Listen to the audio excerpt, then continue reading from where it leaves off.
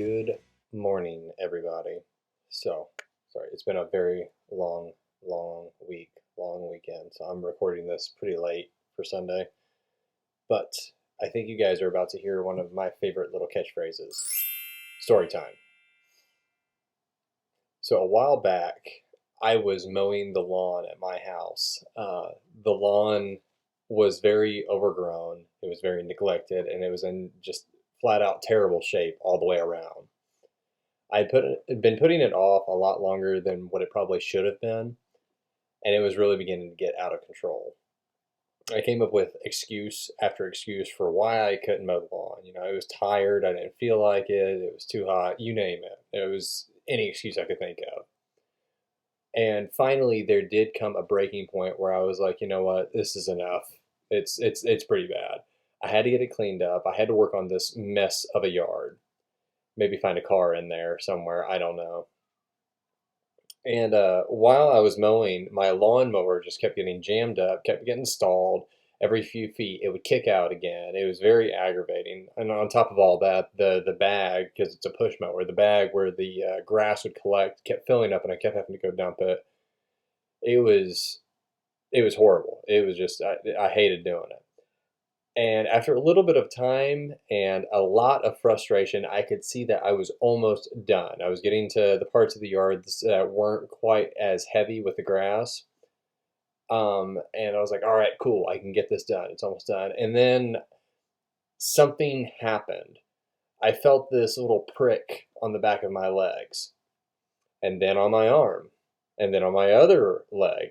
And then I just heard what everybody hates is just a terrifying plethora of buzzing noises that were going on around me. Somewhere along the way, I had aggravated a hive of bees, wasps, or something like that. I don't know. All I know is that it hurt when I got stung. And with those aggravated bugs, I can tell you right now, I don't think they were in a very good mood. And as gracefully and as calmly as I could, I distanced myself from these bugs. And that's a flat out lie. I was running, yelling, screaming. I probably looked like an idiot with my arms being flared up all over the place, and it wasn't even cicada season at this point. But after all of that, actually, I think it even ran inside of the house, and Sam was asking me, like, what are you doing? And I was like, I was getting stung, I think. I can't remember. But after that was going on, and I had my sorry, it was such a stupid. It was so stupid. It was so stupid. I looked like a moron. um, but after I kind of was able to calm down a little bit and got away from the danger of the whatever was stinging me, I had a realization about something. The whole situation was kind of like the state that my life was in before I became a Christian. I had allowed my priorities to no longer become important. My issues had grown out of control, and it seemed like I didn't have any care whatsoever about them. Until finally, I saw that I had a train wreck of a life and I had enough, and I wanted to fix what I had broken myself. Everything was in such bad shape, and I knew it would take much work and so much resources to get it back to where it had been. It was going to take a lot of energy. And I kept getting stopped, and I felt like it was very difficult to do. It was a mess, and I was trying to fix it and bring it back to where it was. And when I finally started to see the light at the end of the tunnel, then I felt that sting.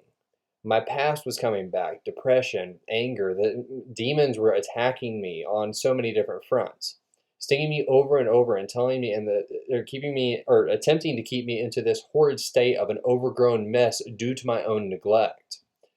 But God. And I don't think a lot of people realize the importance of that those two words being at the beginning of a sentence. But God, that can be such a game changer. It makes so many things because it just shows you how much hope that you can have. But God was there, giving me encouragement to keep on going, to push even further than what I thought that I was going to be able to do. Even when the situation seemed hopeless, I kept pushing. In Psalms 23 and 4, it says, Yea, though I walk through the valley of the shadow of death, I will fear no evil, for thou art with me. Thy rod and thy staff, they comfort me. God gives us everything we need to overcome our challenges, even challenges that we have made ourselves. Our own mess is still not an issue that's too big for God.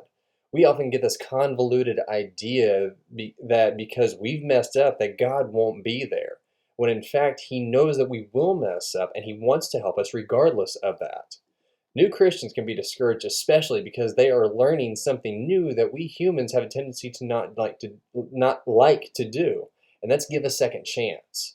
They're learning that God is a God that will gladly give you a second chance. He created you and He wants to give you a chance of becoming new and becoming exactly who He made you to be in the first place. He is loving. He knows it's hard for us, and He knows why. And He says it over and over that He will always be there for us. It says it so many times throughout the Bible. I would, start quoting this, but we'd be here for a lot longer than the 10-minute mark that I like to shoot for. So when we feel the sting of the enemy hitting us, we need to refer back to what scriptures say. And I do have one here. It's 2 Corinthians 1, 3, and 4.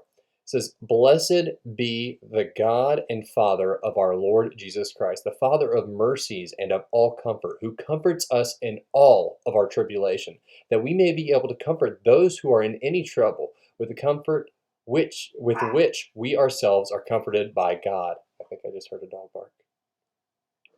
God gives love, and He doesn't, excuse me, God gives love to us, and He does this no matter what the sting is that we feel in our life. The devil will lie to us. He will try to make us feel like God will never want somebody like us. But if God didn't want you, then why would the devil keep stinging you over and over, attacking you so much? The devil wants to keep you from what God or from God because excuse me, I'm tired. The devil wants to keep us from God because he realizes he will never be able to be with God, and he wants to be able to drag as many people with him as he can. God does care for us, and that is why He sent Jesus to be that sacrifice for us when He died on the cross.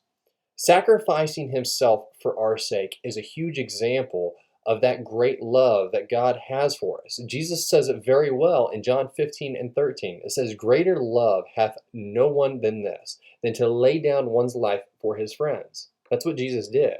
We're friends of Jesus. And that's what He did. He had this such great love for us, God did, that He died for us. He put down His life so that we could spend eternity with Him, to bridge the gap that was between us. And that's what Jesus did. Sorry, I'm rereading the notes. I got on a rant. I was reading the notes. But this is the greatest love that you could possibly have. When you love another so much that you will give away what life and future and excitement to come that you have just so somebody else can experience it. It's insane to think about. It really is. God does not falter in His love for us. He never will, in case you are wondering that. It's physically impossible. God will love us always. What will falter one day is the sting that we feel now. The lies and the hurt that the devil is using to make us feel unwanted. One day that will be gone forever, and we will be with Jesus forever in eternity. At least I hope we all are. So if you're not feeling that right now, you need to get right with God. Just letting you know. Everybody needs to get right with God. Be a witness. One old song really comes to mind when I think about that, that one day that we're all looking forward to, being able to spend eternity with God. And I'll read a little bit of it. I will not sing because I don't feel like torturing anybody with singing. So I will just read what the lyrics say. It says, "There'll be no sorrows there, no more burdens to bear, no more sickness and no more pain, no more parting over there, but forever I will be with the one who died for me. What a day, glorious day that will be." I personally am looking forward to that glorious day when no more sting infects our lives, when no more loneliness brings us down, when no more are we separated from the presence of God. Truly, what a glorious day that will be. Combating the devil may seem like it will never end, but one day it will. I'll give advice from my 29 long years of life. Stand firm. Keep your eyes on what is to come after we leave this earth. And I'm going to leave you. I'm just under my 10-minute mark. And I'm going to leave you with one more verse, and I want you to please remember it. And it comes out of 1 Corinthians 16 and 13. It says, "Watch, stand fast in the faith, be brave, be strong." guys, we're not going to be here forever, and I'm looking forward to it. You just got to hold on a little bit longer. Thanks.